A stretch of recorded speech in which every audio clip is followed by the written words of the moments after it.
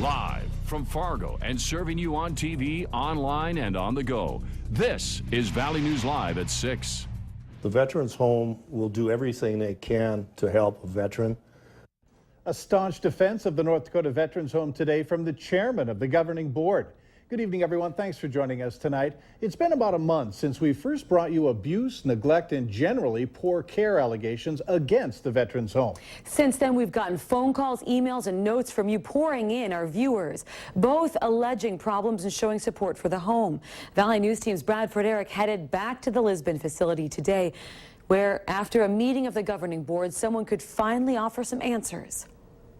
He's 97 years old. He has both vision problems and hearing problems. He has macular degeneration. You're blind, you don't see half the out. Remember World War II veteran Henry Satlak? Henry's son told us his dad was booted from the Veterans Home for name-calling, cane-shaking, and just not following the rules. Today, the governing board met at the Lisbon home.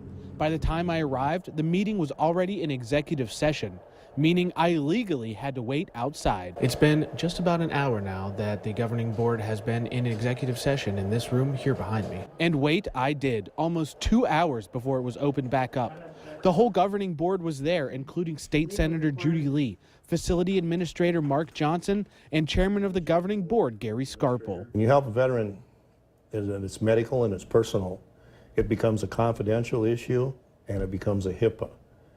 And being a state agency, we're very restricted what we can say because you have to protect the resident. When Scarpel returned from Vietnam, he turned his life to helping veterans. I have 9 friends in North Dakota that were killed in Vietnam.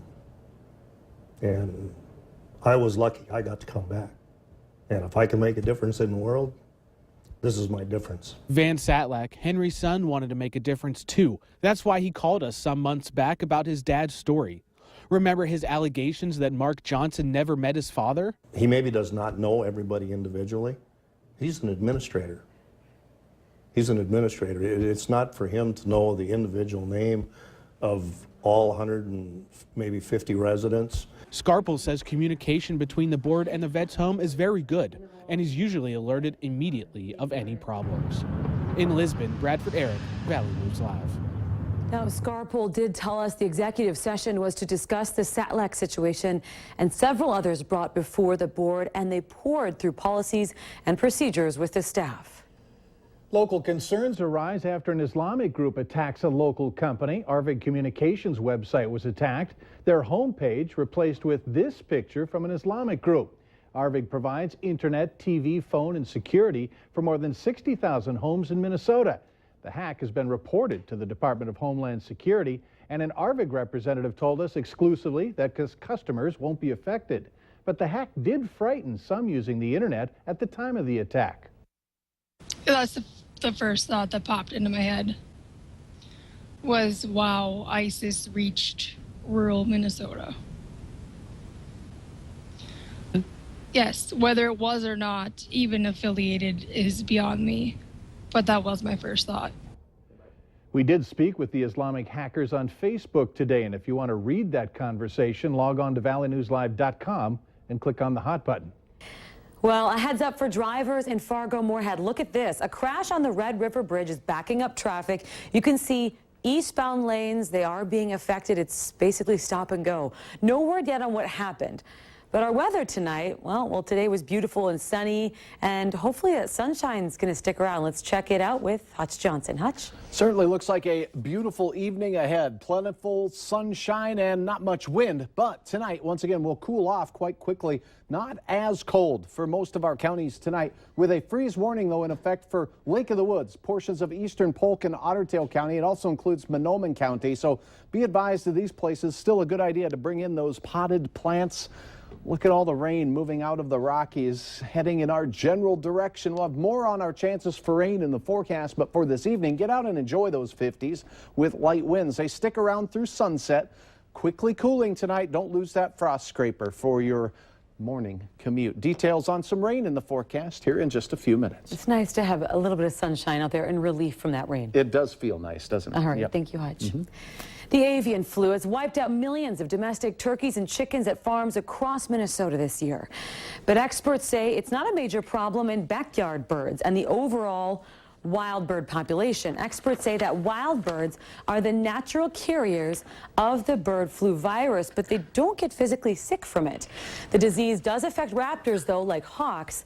The disease has been confirmed in recent death of a Cooper's hawk in southern Minnesota, but experts say bird flu is not a hazard to people. You know, the risk to a person who's a backyard bird feeder is very, very, very limited.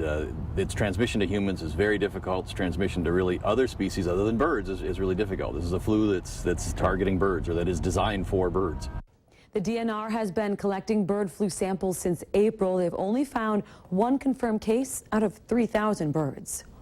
Today, Minnesota Governor Mark Dayton vetoed a bill that would finance the state's education system. It included nothing for one of Dayton's top priorities, pre-K. This sets up a special session of the Minnesota legislature, but even getting to this point in the session wasn't pretty. Blake McCoy shows us the Capitol chaos from last night as lawmakers worked up to their midnight deadline. Take a look at the final 2 minutes in the House. Hearing no discussion, all those in favor of the motion to concur signify by saying aye. Those opposed, no. The motion carries, and the clerk haven't even read the bill? Too bad. No time last night in the House. A last-second flurry of votes. Any further discussion? Mr. Speaker. There being no further discussion, the clerk will take the roll on the bill. Many Dems refusing to play along. Didn't matter. Republicans, with their majority, had the game locked up. It's 93 pages long, and nobody in this body has gotten a copy of it. They just adopted an amendment of unknown page length that we have not received. We have no idea what's in this bill. Representative Hortman, I emailed it to you. The clerk will close the roll. It got a chuckle and a head shake from political science professor David Schultz. Any of my students who do overnighters, who basically do a paper on the last night before it's due under the influence of caffeine, the papers look like they were done the last night under the influence of caffeine, and it's the same thing here. At least they ended on time. And the House stands adjourned. With a whopping 1 minute to spare. That bill that they were voting on was a jobs bill. It narrowly passed the Senate right before the House got it, but that could get a veto from Governor Dayton as well. Is your neighborhood as safe as you think, or does the community have a false sense of security? Coming up on Valley News Live 10 at 10, we are setting out to see if sex offenders actually live where they say they do. Crime and safety reporter Nicole Johnson investigates how Fargo police keep track of offenders. We have new information tonight on a story involving a college student in Grand Forks renting from Goldmark. Jerica Thiel came home yesterday to find thousands of dollars of her stuff in the trash and someone's car parked in her garage. Goldmark has since agreed to pay for her damaged property without going to court. Thiel wants to thank the community for their outpouring of support. Traffic was held up for a short period of time this afternoon. Authorities taking care of a crash on the east side of Moorhead. One person was injured, taken to the hospital, but the injuries didn't appear to be serious. The vehicles collided in the area of Savageos along Highway 10 East. Investigators say one driver pulled out in front of the other. This holiday weekend is the unofficial kickoff to the grilling season, but it's important to remember all the safety needed while you're using that grill. You're dealing with an open flame, so firefighters say anything you don't want on fire should be kept away. This means pull it about 2 to 3 feet away from the house and do not wear loose clothing. Firefighters add it's important to keep the grill clean so nothing on the grill catches on fire. Firefighters say you should have an extinguisher nearby if something goes wrong. And stick with Valley News Live tomorrow as we kick off our summer backyard barbecue season with Chief Meteorologist Hutch Johnson. That's Wednesday. Tonight it's Tuesday. Time for another restaurant report card. Valley News Team's Christina Craig heads out to Detroit Lakes this week. Coming up on Valley News Live 10 at 10, find out which eateries got the Clean Plate Award and which need to clean up their act. Residents in Lidgerwood, North Dakota have concerns with the city's water after receiving another letter about not meeting water report requirements. Residents contacted Valley News Live worried that their water isn't safe. Well, we called the city, who says there are no concerns about the water. The letter went out as a requirement because the city did not send in its water testing quarterly reports to the state on time. It's an issue that also happened back in February.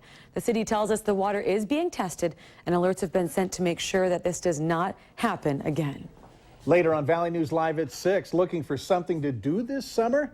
Well, the Fargo Park District is hosting a series of parties in the park. A lot of blue skies today, and it looks like our warming trend continues. We do have a chance of rain. I'll tell you when it gets to the valley coming up right after this.